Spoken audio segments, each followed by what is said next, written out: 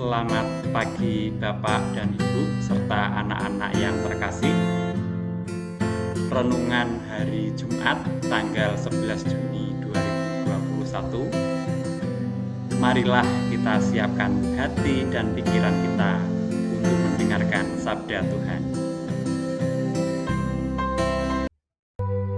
Marilah kita berdoa dalam nama Bapa dan Putra dan Roh Kudus. Allah Bapa kami bersyukur kepadamu karena Engkau mengundang kami ikut serta dalam mendengarkan sabda-Mu hari ini.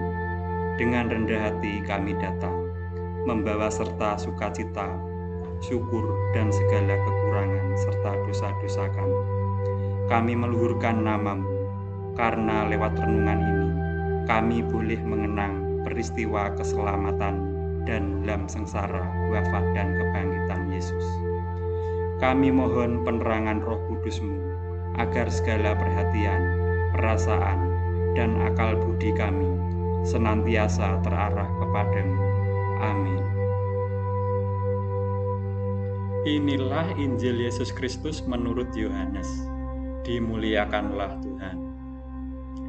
Lambung Yesus ditikam karena hari itu hari persiapan, dan supaya pada hari Sabat mayat-mayat itu tidak ditinggal tergantung pada kayu salib.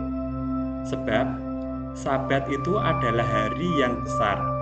Maka datanglah orang-orang Yahudi kepada Pilatus dan meminta kepadanya supaya kaki orang-orang itu dipatahkan dan mayat-mayatnya diturunkan. Maka datanglah prajurit-prajurit lalu mematahkan kaki orang yang pertama dan kaki orang yang lain yang disalibkan bersama-sama dengan Yesus. Tetapi ketika mereka sampai kepada Yesus dan melihat bahwa ia telah mati, mereka tidak mematahkan kakinya. Tetapi seorang di antara prajurit itu menikam lambungnya dengan tombak, dan segera mengalir keluar darah dan air. Dan orang yang melihat hal itu sendiri, yang memberikan kesaksian ini, dan kesaksiannya benar. Dan ia tahu bahwa ia mengatakan kebenaran, supaya kamu juga percaya. Sebab hal itu terjadi, supaya genaplah yang tertulis di dalam kitab suci. Tidak ada tulangnya yang akan dipatahkan. Dan ada pula nas yang mengatakan, mereka akan memandang kepada Dia yang telah mereka tikam. Demikianlah Injil Tuhan, terpujilah Kristus. Renungan pada hari ini merupakan hari raya hati Yesus yang Maha Kudus. Hati kudus Yesus adalah sebuah devosi rohani kepada hati fisik Yesus yang menjadi lambang cinta ilahi kepada umat manusia.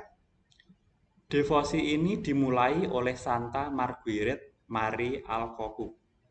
Ia mengatakan bahwa ia mengetahui devosi ini dari Yesus dalam suatu penglihatan. Devosi kepada hati kudus Yesus berhubungan erat dengan tindakan pertobatan.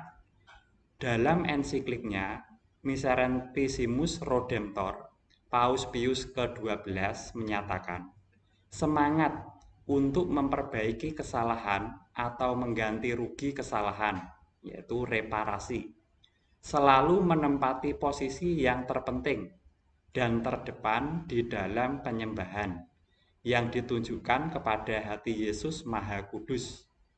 Perayaan hati kudus Yesus dilakukan sejak tahun 1856 dan dirayakan 19 hari setelah Pentakosta. Injil Yohanes pada hari ini mengatakan, mereka akan memandang kepada Dia yang telah mereka tikam.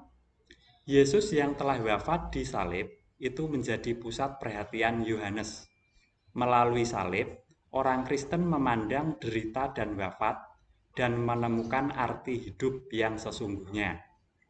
Tiada hidup tanpa salib, derita, perjuangan, kematian, dosa, dan melalui salib pula kita menemukan kehidupan keselamatan. cinta kasih Tuhan secara amat nyata dalam peristiwa salib. Ia rela menjadi sama seperti kita, bahkan merasakan pengalaman yang paling pahit, yaitu salib. Cinta kasih Tuhan itu mengalahkan kedegilan hati orang Israel. Hatiku berbalik dalam diriku, belas kasihku bangkit serentak. Akhirnya, Yesaya dalam nyanyian syukurnya percaya dengan sungguh bahwa Allah lah sumber kekuatan dan keselamatan itu. Allah yang maha baik, mampukan kami untuk berbelas kasih seperti hati Yesus, Yesus putramu. Amin. Marilah kita akhiri renungan pada hari ini dengan berdoa. Ya Allah yang Maha Pengasih, kami bersyukur karena kami boleh mengenang Yesus yang sengsara dan wafat demi keselamatan kami. Limpahkanlah berkat-Mu atas kami yang mengharapkan kebangkitan bersama Dia. Semoga karena berkat-Mu, kami boleh bertumbuh dalam iman dan keyakinan akan kebahagiaan abadi. Demi Kristus Tuhan kami. Amin. Dalam nama Bapa dan Putra dan Roh Kudus. Amin.